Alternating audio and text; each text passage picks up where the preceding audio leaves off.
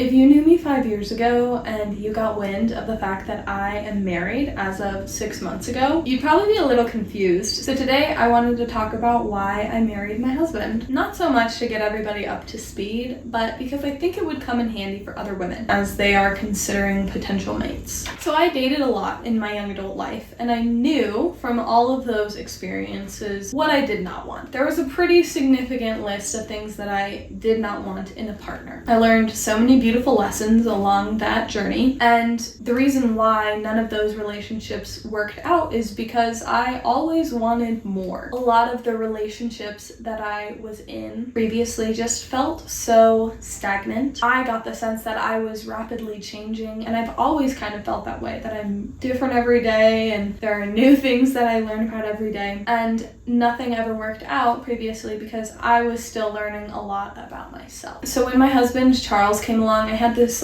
big bubble of things that I knew that I didn't want, and this allowed me to look at him and study him very intentionally. Recently, online at least, marriage seems to get a pretty bad rep, but my husband Charles had this vision well before I ever met him. He really wanted a wife. He really wanted to be married, and I had secondhand past experiences of marriages in my family that, ended in divorce and were just generally negative. But Charles's attitude and perspective toward marriage changed everything for me. He really wanted to find his person, so he went for it. He had this purity of desire and definiteness of purpose, but he also wasn't just trying to get anyone. It wasn't like, I'll marry the first girl that wants to marry me. He was very intentional, not just wanting to be married, but to be married to the love of his life. And I found that to be incredibly inspiring, and it made me see marriage in a much more beautiful light. So there's this poem by Rumi that I love, and there's a line in this poem that says, "I heard love songs and I started looking for you." That really just encapsulates the energy that my husband had and the energy that I felt all my life too.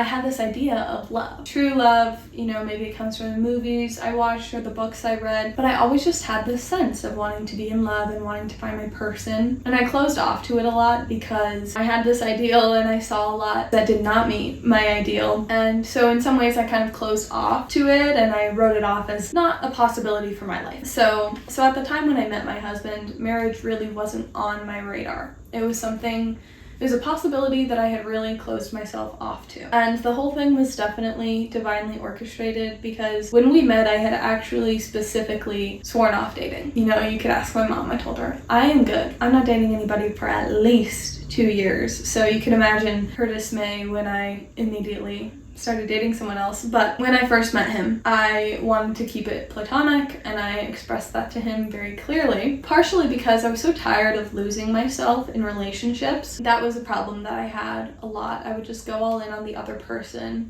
because I, enjoyed the attention or wanted to have somebody there. Maybe I was afraid of being alone, but I was done doing that. I didn't want to. And again, because I thought that my ideal of true love was not possible, I thought the only way to not lose myself in a relationship was to not be in a relationship. So from the first time that we got together, I was very skeptical. I call it our first date now, but he asked me out to coffee, and I specifically told him, sure, we can go out to coffee, but let's keep it platonic. But after our first date, I was pleasantly surprised and I was curious. So we continued to get to know each other and spend time together. We spent a lot of evenings on my front porch just talking, where in previous relationships I had really just rushed into things. And one story I love to tell about that was about the first time he tried to kiss me. So we're sitting on the porch and talking, and he leans in and tries to kiss me, and I didn't want to. So I politely pushed him away and I said, no thank you, and we kept talking. That was such a huge moment for me of empowerment and intention and doing things on my terms and not losing myself. myself in a relationship. Previously, that would have been something that I would have thought to myself, oh, it would just be easier to just go along. I don't want to have an uncomfortable situation. But this time, the stakes were really low for me because I wasn't that interested in dating anyway, so I just said no. And if I scared him off, so be it. But as it turns out, that was something that he really, really respected about me. So,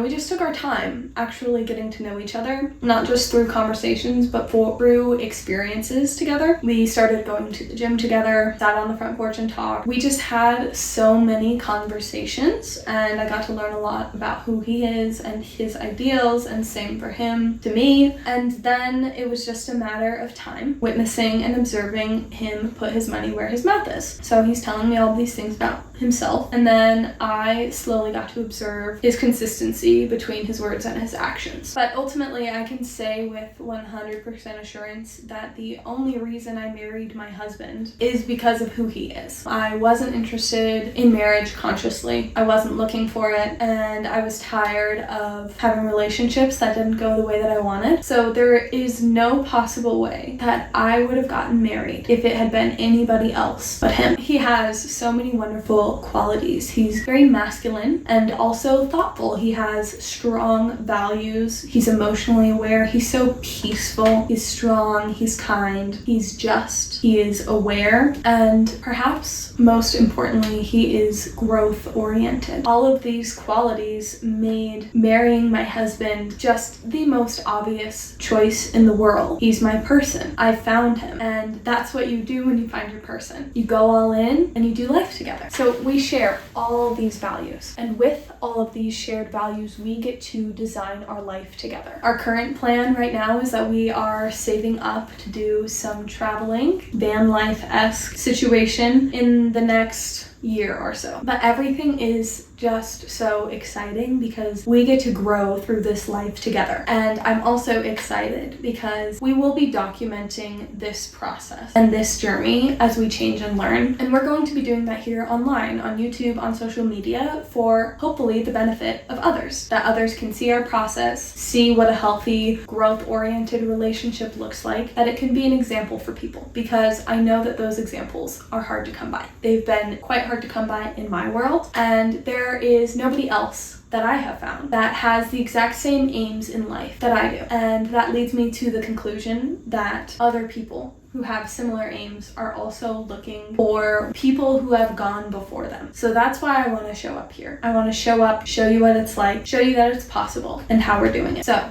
to answer the question, why did I marry my husband? The simplest answer I could give is because I saw it as an amazing opportunity. An opportunity for intimacy, for connection, and most importantly, for growth. That's all I have for you today. If you enjoyed this video, please make sure to subscribe to my YouTube channel because there's plenty more where that came from and plenty more coming. Make sure to comment down below anything that you'd like to hear me talk about, especially as it relates to marriage and dating and personal development. I would love to hear your thoughts on this video, and please stay tuned. Thanks.